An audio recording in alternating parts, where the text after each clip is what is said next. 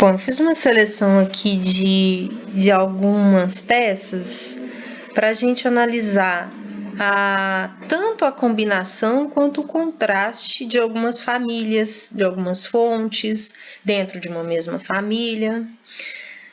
Nesse caso aqui, a gente tem o uso de uma família clássica, né, aqui hierarquicamente no título, né? Depois a gente tem um subtítulo já com uma família já da era do cartaz, né? Uma família que lembra a máquina de escrever, serifada. Depois o autor da peça, ele volta com essa família clássica e trabalha ela na fonte itálica, trabalha isso na numeração também.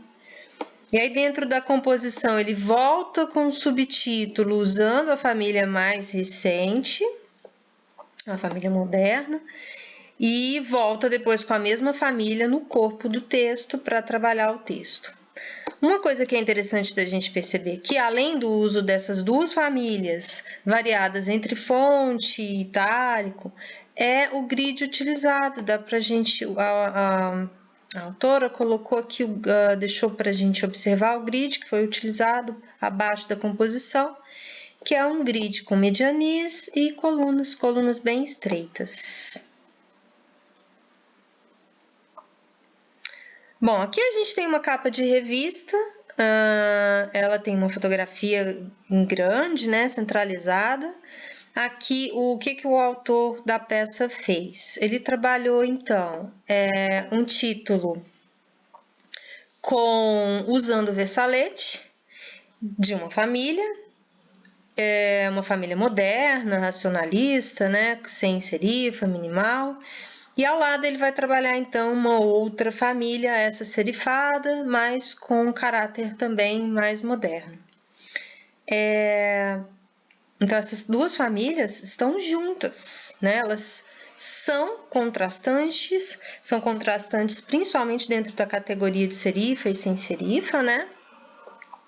E a gente tem, e obviamente, né, o corpo de uma delas está em bold, e aí a gente tem depois a utilização de o título ele aparece hierarquicamente a partir da versão de fonte bold.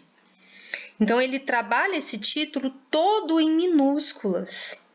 E abaixo, aí sim, ele vai fazer um subtítulo utilizando, né, maiúsculas, minúsculas, volta com bold aqui no final da frase e vai trabalhar o versalete abaixo.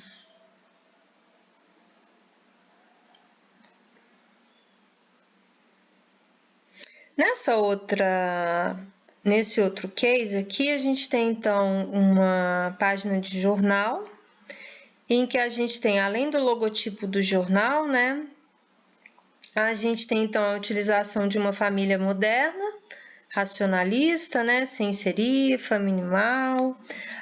A gente tem a mesma família utilizada aqui com um corpo maior, né, uma outra fonte da mesma família. Abaixo ela aparece então toda em maiúsculas, num subtítulo, e a gente tem então uma composição que vai trabalhar com uma combinação baseada nesses contrastes dentro de uma mesma família, ou de famílias bem próximas, bem parecidas, né? Se não for a mesma família. Capa de revista, em que a gente pode observar tanto o logotipo da revista, como a família sem serifa. Aqui a gente tem a utilização de versalete. Mesma família abaixo no subtítulo. Aqui a gente vai ter as chamadas, todas em caixa alta, da mesma família ou de família muito próxima. Aqui a gente tem mesma família, maiúsculo, minúsculo. Então, essa capa é interessante para a gente observar o quanto a gente pode trabalhar uma composição de maneira pouco monótona, apenas utilizando de caixa alta, caixa baixa, bold, versaletes. Ele poderia ter usado itálica, que variações abruptas de tamanho de fonte, como ele fez aqui abaixo à esquerda. Ele utilizou também do bold, né? Mas tudo com uma mesma família ou com famílias muito próximas. Essa capa da Vogue é interessante para a gente observar a de Doni, né? Que é um clássico do logotipo da Vogue. E aí aqui a gente tem uma chamada em caixa alta, com subtítulo em caixa alta também, mas uma grande variação de tamanho de fonte, numa mesma família. Então, a gente tem os títulos menores, né? E um grande título, todo trabalhado à esquerda, em composição com a imagem, né? Então, você tem a centralização do rosto da modelo e depois o conteúdo textual todo à esquerda, trabalhando esse alinhamento bem direcionado à fotografia mesmo.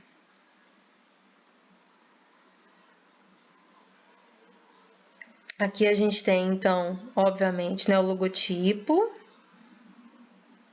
The Guardian.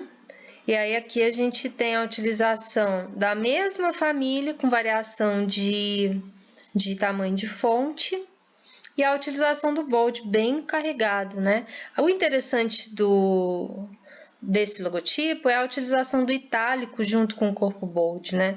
Isso faz com que esse logotipo tenha uma pregnância bastante forte e é uma composição bem interessante. Essa peça é interessante, essa página é interessante para a gente observar a força da capitular, né, da capitular nessa composição.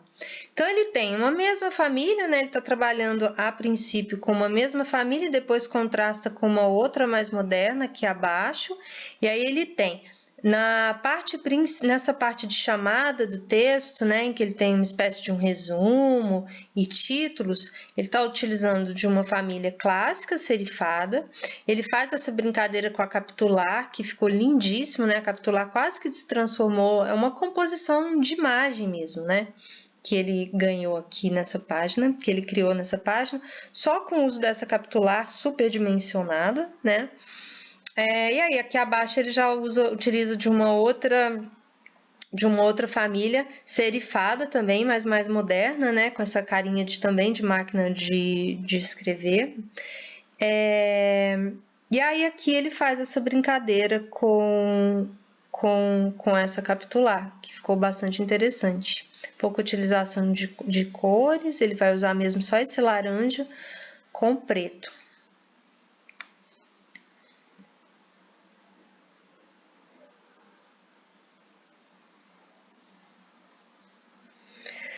Para essa capa aqui, é interessante a gente observar o título, né, o logotipo da revista, ele é sangrado. Então, a gente vê que tanto o M, quanto o finalzinho aqui do S, quanto o topo, né, de todos os caracteres do título, eles também são sangrados.